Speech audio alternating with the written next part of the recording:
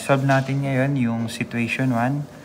Sabi dito, the cables attached to the screw eye are subjected to the 3 forces shown in the figure. Tapos, ang hinahanap dito ay yung X component of the resultant force tsaka yung Y component of the resultant force. At yung pangatlo naman ay yung Z component of the resultant force. Dito sa figure natin, makikita natin na yung x-axis ay meron lamang siyang dalawang component. Yung F2 at saka yung F3. At yung F1 naman, baka akala nyo kasama siya pag inad natin yung component. Pag titingnan natin siya sa 3D model, hindi siya kasama sa component ng x-axis. Ang component niya ay Z at saka yung Y lang. Bali, ang solution na mangyayari ay ganito. Una ay 100 cos, kung ano yung angle niya mula dun sa x-axis ay yung 45. Sabay, inassume ko na lahat ng papunta dito ay positive. Kaya ang mangyayari ay i-add natin yung F3. At ang angle niya mula sa x-axis ay 60 degrees.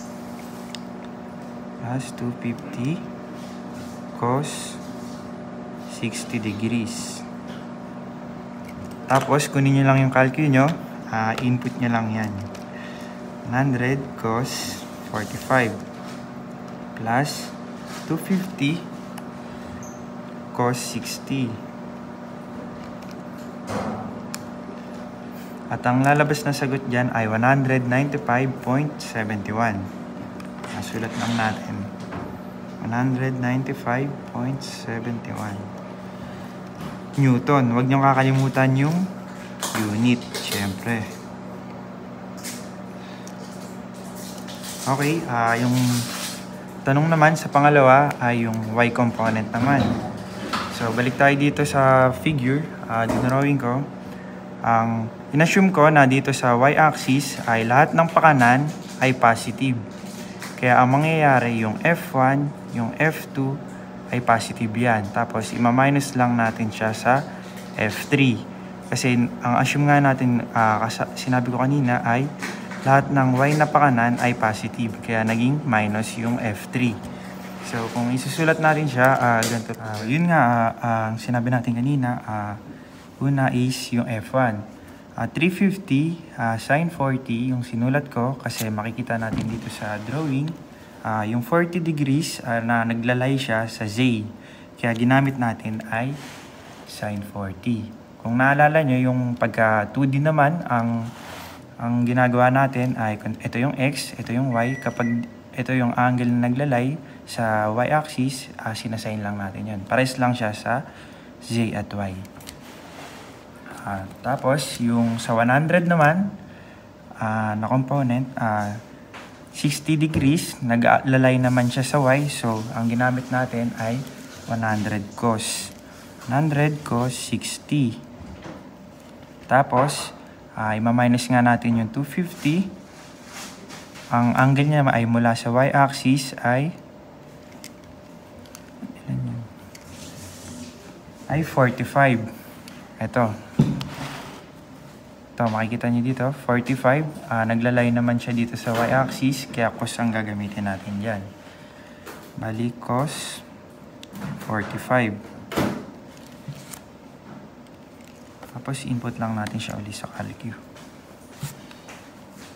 Wait lang guys. 350 sin 40 plus 100 cos 60 minus 250 cos 45. At yung makuha naman nating sagot doon ay 98.1989. Yan, sulat lang natin. 98.1989 Newton. Yan. Sa pangatlo naman, makikita natin dito, bali to lahat to ay naglalay sa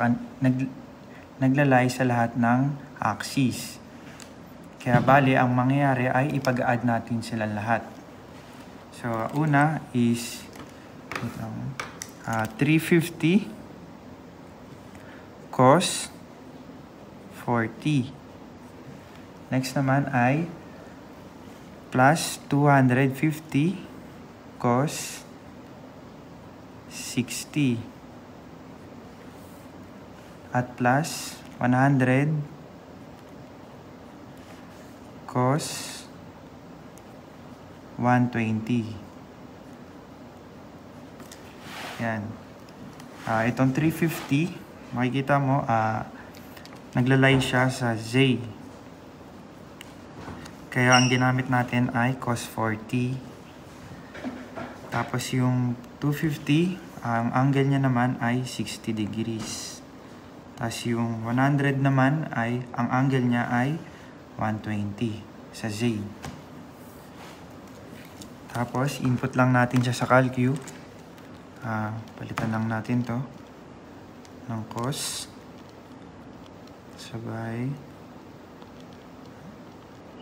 Plus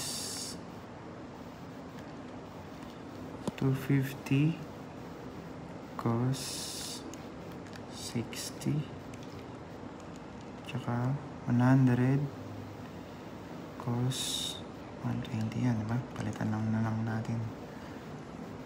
At yung lalabas na sagot dyan ay 343.1155.